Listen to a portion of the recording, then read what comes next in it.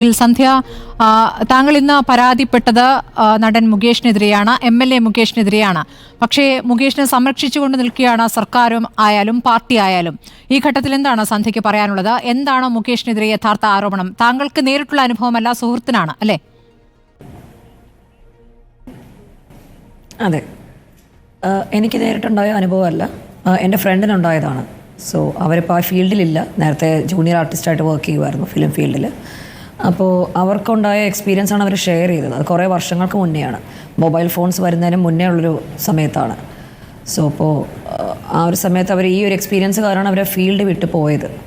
So അവർക്കത് തുടരാൻ താല്പര്യം ഉണ്ടായിരുന്നില്ല. അതെന്താണെന്ന് ഒന്നുകൂടെ വിശദീകരിക്കാമോ? ഒന്നുകൂടി ഒന്ന് വ്യക്തമാക്കാമോ? അത് കാണാത്ത പ്രേക്ഷകർക്ക് അറിയാൻ വേണ്ടിയിട്ടാണ്. അത് ആ കുട്ടി ആ ഫിലിം ഫീൽഡിൽ വർക്ക് ചെയ്യുന്ന സമയത്ത് ആരുമില്ലാത്ത സമയത്ത് ആ കുട്ടി ഉണ്ടായിരുന്നില്ല, അവരുടെ ഫാദറും ഉണ്ടായിരുന്നില്ല. അവരുടെ അമ്മ ഒറ്റയ്ക്കായിരുന്നു. മുകേഷ് എന്ന് പറഞ്ഞ ആക്ടർ അഡ്രസ്സ് എങ്ങനെയൊക്കെയോ കണ്ടുപിടിച്ച് അവരുടെ വീട്ടിൽ പോയിട്ട് അവരുടെ അമ്മയോട് മിസ്ബിഹേവ് ചെയ്തു. അപ്പോൾ അവർ ചീത്ത പറഞ്ഞ് പുറത്താക്കിയതാണ് പുള്ളിയെ.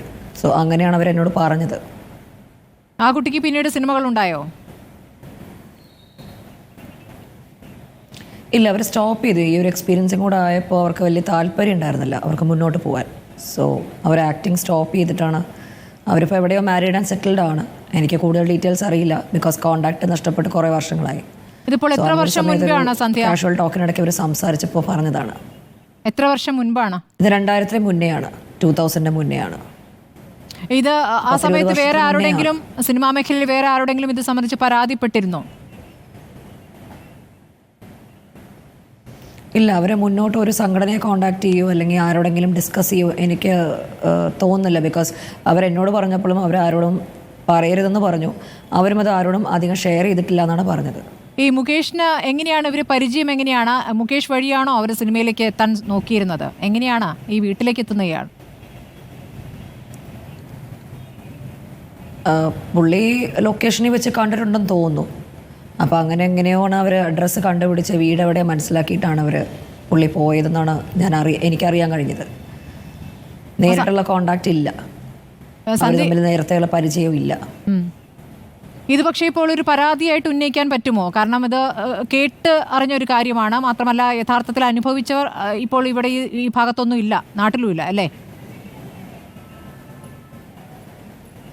അതെ, ഇപ്പോൾ അവരെ ലൊക്കേഷൻ എവിടെയാണെന്ന് എനിക്കറിയില്ല. ഇപ്പോൾ കോണ്ടാക്ട്സ് നഷ്ടപ്പെട്ട് കുറേ വർഷങ്ങളായി. പക്ഷെ അവർക്കും വലിയ താല്പര്യമില്ല അത് ലീഗലായിട്ട് മൂവ് ചെയ്യാനോ കംപ്ലൈൻറ്റ് കൊടുക്കാനോ. അവർ കാര്യം പറഞ്ഞു എന്നോട്. പക്ഷേ എനിക്കും, ബിക്കോസ് ഞാൻ അത് വിറ്റ്നസ് ചെയ്യാത്ത കാരണം എനിക്കത് മുന്നോട്ട് പോയി കംപ്ലൈൻ്റ് ആയിട്ട് കൊടുക്കാൻ പറ്റിയൊരു സാഹചര്യമല്ല. സോ എനിക്കത് മുന്നോട്ട് പോയി കംപ്ലൈൻറ്റ് കൊടുക്കാൻ പറ്റില്ല, ബിക്കോസ് അത് എനിക്ക് സംഭവിച്ച കാര്യമല്ലല്ലോ. സന്ധ്യ സിനിമ ഫീൽഡിൽ തന്നെയാണ്. അതെ, ഞാൻ ഒരു മൂവി ചെയ്തിട്ടുണ്ട്, കുറച്ച് ആർട്ട് ഫിലിംസും ചെയ്തിട്ടുണ്ട്. എൻ്റെ പാഷൻ വന്നിട്ട് ആക്ടിങ് ആണ്. പക്ഷേ നമുക്കൊരു ഓപ്പർച്യൂണിറ്റി കിട്ടാത്തൊരു ഫീൽഡാണ് ഇപ്പോൾ അത്. നമുക്കൊരു പാഷനായിട്ട് മുന്നോട്ട് കൊണ്ടുപോകാൻ പറ്റില്ല, ബിക്കോസ് നമ്മളെപ്പോലെയുള്ള ഈ കാസ്റ്റിംഗ് കൗച്ച് അല്ലെങ്കിൽ അഡ്ജസ്റ്റ്മെൻറ്റ്സിന് തയ്യാറാവാത്ത ആൾക്കാർക്ക് ഓപ്പർച്യൂണിറ്റീസ് ഇല്ല ഈ ഒരു ഫീൽഡിൽ. അതാണ് ഞാൻ ഇത്രയും ദിവസമായിട്ട് മനസ്സിലാക്കിയ ഒരു കാര്യം. അപ്പോൾ സന്ധ്യയ്ക്കും അതാണ് അനുഭവം? അതെ, ലൊക്കേഷനിൽ പോയിട്ട് എനിക്ക് മോശമായിട്ടുള്ള അനുഭവം ഉണ്ടായിട്ടില്ല. പക്ഷെ വേറെ കുറേ ഇഷ്യൂസ് ഉണ്ട്. വേജിൻ്റെ പ്രോബ്ലം ആയാലും, അതായത് റെമ്യൂണറേഷൻ്റെ പ്രോബ്ലം ആയാലും, അക്കോമഡേഷൻ്റെ പ്രോബ്ലം ആയാലും, ഈ ഓപ്പർച്യൂണിറ്റീസ് കിട്ടുന്നതും വളരെ കുറവാണ്. ഈ പറയുന്ന കാസ്റ്റിംഗ് ഡയറക്ടേഴ്സ് ആവട്ടെ, പ്രൊഡക്ഷൻ മാനേജേഴ്സ് ആവട്ടെ, അവർ നമ്മളെ വിളിച്ച് സംസാരിക്കുമ്പോൾ അവർക്ക് ഓരോ കണ്ടീഷൻസ് ഉണ്ട്. ആ ക്രൈറ്റീരിയ മീറ്റ് ചെയ്താൽ മാത്രമേ നമുക്ക് ഓപ്പർച്യൂണിറ്റി കിട്ടുകയുള്ളൂ. ആ ക്രൈറ്റീരിയ എന്ന് പറയുന്ന കാസ്റ്റിംഗ് കൗച്ച് അല്ലെങ്കിൽ അഡ്ജസ്റ്റ്മെൻറ്റ്സ് അല്ലെങ്കിൽ കോംപ്രമൈസ് ആണ്. അതിന് നമ്മൾ നോ പറയുമ്പോൾ അവർ നമുക്ക് ചാൻസ് തരില്ല. ഇപ്പോൾ ഉണ്ടായിരിക്കുന്ന സംഭവവികാസങ്ങളിൽ എന്താണ് പ്രതീക്ഷ? എന്താണ്?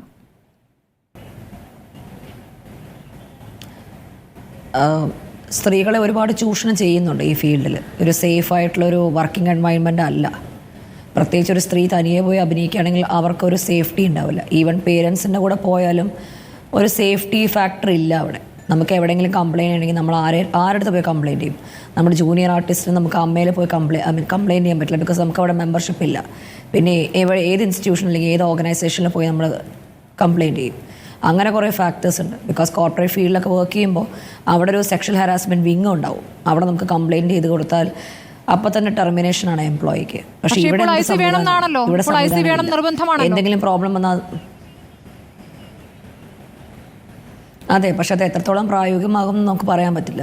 അതുപോലെ നമ്മൾ ഈ കംപ്ലൈൻറ്റ് ഫയൽ ചെയ്താലും അത് എത്രത്തോളം റിസോൾവ് ചെയ്ത് കിട്ടും നമുക്ക് അറിയില്ല. ശരി സന്ധ്യ, അവസാനമായി ഇപ്പോൾ മുകേഷിനെതിരെ 3 പരാതികളെങ്കിലും ഇതിനകം എത്തിയിട്ടുണ്ട്. അപ്പോൾ ചില പരാതികളിൽ പോലീസ് അന്വേഷണത്തിലേക്ക് കടക്കുകയാണ്. ഇപ്പോൾ മിനു തന്നെ പരാതി പോലീസിന് കൈമാറി കഴിഞ്ഞിരിക്കുന്നു. അതിൽ FIR ഇടാൻ പോവുകയാണ്. അപ്പോൾ ഈ ഘട്ടത്തിൽ ഇത്ര വർഷങ്ങൾക്കിപ്പുറം പല കേസുകളും പൊങ്ങി വരുന്നു, അല്ലെങ്കിൽ പരാതിക്കാർ പരസ്യമായി തന്നെ രംഗത്ത് വരുന്നു. ഈ ഒരു സാഹചര്യത്തെ എങ്ങനെയാണ് സന്ധ്യ കാണുന്നത്? അന്വേഷിക്കപ്പെട്ട് അത് തെളിയിക്കപ്പെട്ടാൽ അത് നല്ലൊരു കാര്യമാണ്. അപ്പോൾ ആരാണ് കൾപ്രിറ്റ്സ് അല്ലെങ്കിൽ ആരാണ് കുറ്റവാളി എന്ന് പറഞ്ഞാൽ അവരെ ശിക്ഷിക്കണം. അതാര് വേണമെങ്കിൽ ആയിക്കോട്ടെ. പക്ഷേ അത് എത്രത്തോളം ശിക്ഷിക്കാൻ പറ്റും അതൊരു വലിയൊരു ചോദ്യചിഹ്നമാണ്. നമുക്ക് പ്രതീക്ഷിക്കാം, മേ ബി അതൊരു നല്ലൊരു ജസ്റ്റിസ് കിട്ടുമായിരിക്കും. പക്ഷേ വി ഡോണ്ട് നോ, നമുക്കറിയില്ല. അത് കണ്ടു തന്നെ ഇരിക്കേണ്ട ഒരു കാര്യമാണ്. നമുക്കറിയില്ല അത് അതിൻ്റെ ഔട്ട്കം എന്തായിരിക്കും.